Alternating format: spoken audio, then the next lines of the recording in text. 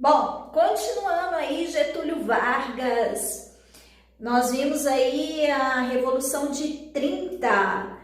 Bom, então vamos continuar aí agora com Getúlio Vargas chegando ao poder, como foi falado aí na última aula. Bom, 1930, Getúlio Vargas assume o governo provisoriamente.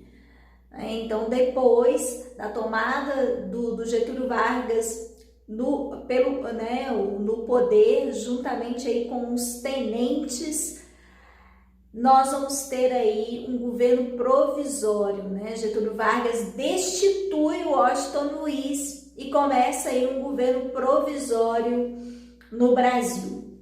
Bom, só que Getúlio Vargas, quando ele chega, ele começa também a centralizar o poder na figura dele.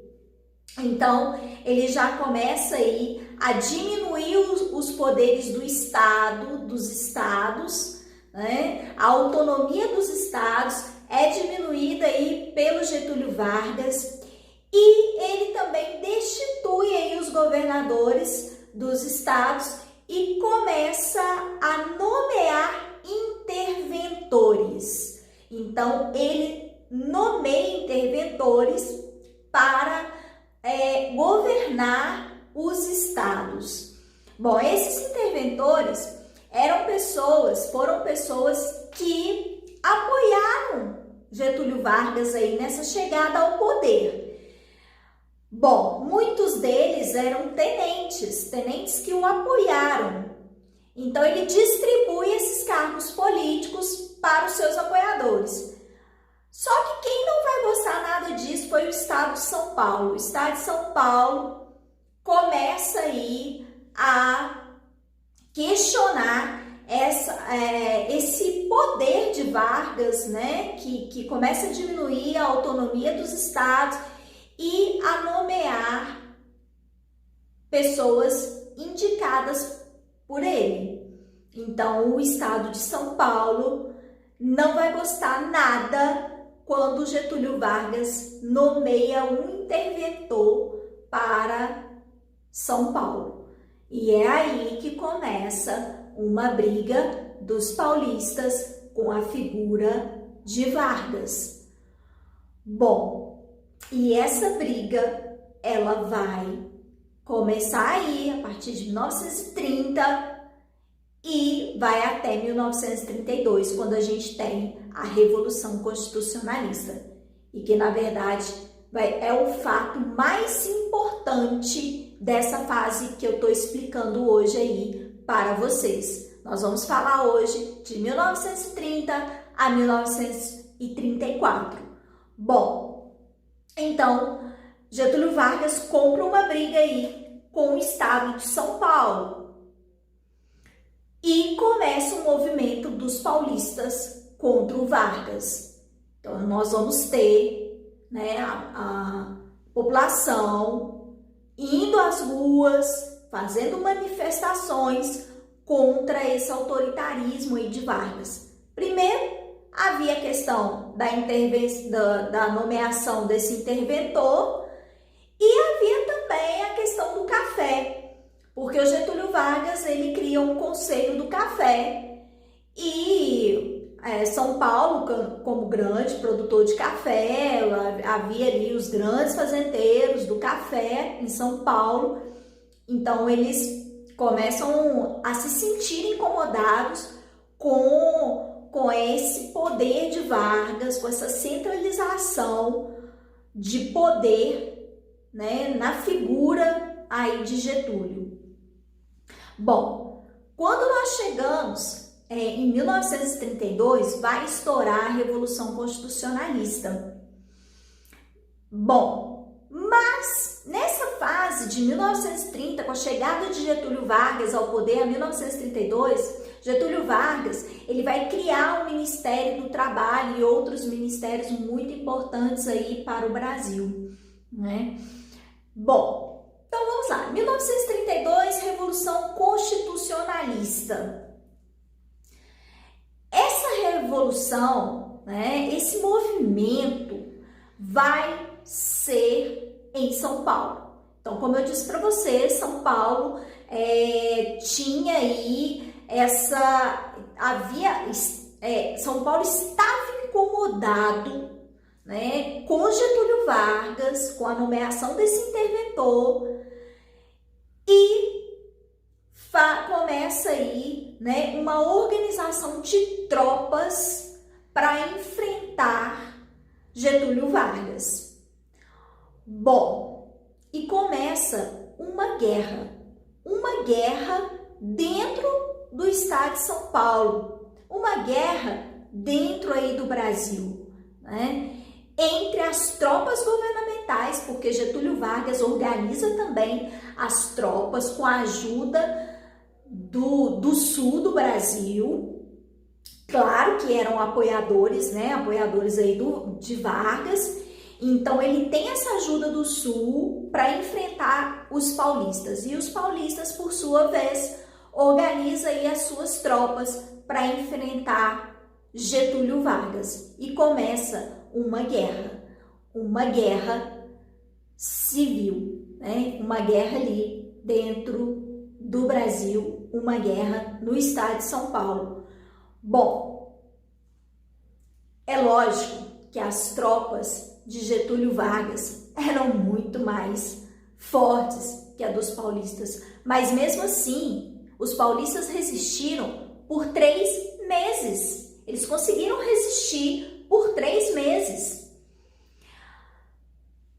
Dizem, né, que os paulistas, nos frontes lá de batalha, eles chegavam, né, a fazer barulhos para imitar tiros, para imitar aí metralhadoras, né, para assustar aí as tropas governamentais, porque na verdade eles não tinham, né, todas as armas, todas as condições que as tropas do governo tinham. Então eles, né, faziam esses barulhos para assustar as tropas governamentais. Então isso mostra, né, como que os paulistas, as tropas paulistas, assim, não tinham o mesmo poder de fogo das tropas governamentais, mas eles resistiram por 3 meses. E em 1932, que deu-se o início aí da Revolução Constitucionalista, em 1932 também é o término, né, da Revolução Constitucionalista. Bom, e os paulistas saem perdedores, as tropas governamentais ganham essa batalha, mas o Getúlio Vargas não subestima os paulistas. Getúlio Vargas sabia muito bem que São Paulo era um estado de peso para o Brasil, era um estado de peso para a política, era ali, né, o coração ali econômico do Brasil, como é até hoje o estado de São Paulo, é o coração do Brasil, é onde pulsa a nossa economia. E diante disso, o Getúlio Vargas, ele não queria ter um estado de peso contra ele. Pelo contrário, Getúlio Vargas, ele era político, ele queria alianças, ele queria diversos setores a seu favor, e não era com o estado de São Paulo que ele queria comprar uma briga. Uma das reivindicações dos paulistas era justamente uma formação de uma assembleia para fazer uma nova Constituição para o Brasil e organizar novas eleições. Esse era um das reivindicações do estado de São Paulo. Então Getúlio Vargas resolve organizar em 1933 uma assembleia para poder votar, criar e votar numa nova Constituição, fazer novas leis para o Brasil. Daí, nós vamos ter aí a organização dessa assembleia, foram eleitos aí deputados para poder organizar essa nova Constituição para o Brasil. E essa nova Constituição para o Brasil saiu em 1934. Uma nova Constituição republicana, sendo que a primeira foi feita em 1891. Então, nós temos a segunda Constituição aí, republicana, em 1934. Bom, e algumas leis são leis de destaque, como, por exemplo, o voto passou a ser secreto, coisa que na República Oligárquica nós não tínhamos, então o voto passou a ser secreto. A mulher conquistou o direito ao voto.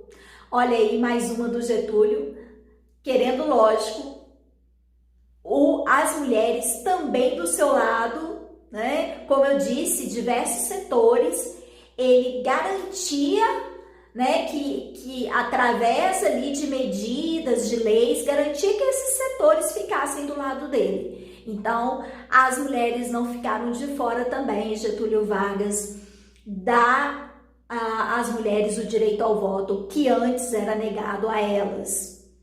Bom, e assim, né, nós vamos ter também as leis trabalhistas. Um grande avanço aí para o Brasil, né? Então, Getúlio Vargas é uma figura realmente polêmica na história, porque ao mesmo tempo que ele mantinha ali a centralização do poder desde a chegada dele, mas ele também articulava isso, né? Ele agradava aos setores, ele buscava ter o apoio de diversos setores da sociedade aí brasileira. Então, por hoje é só.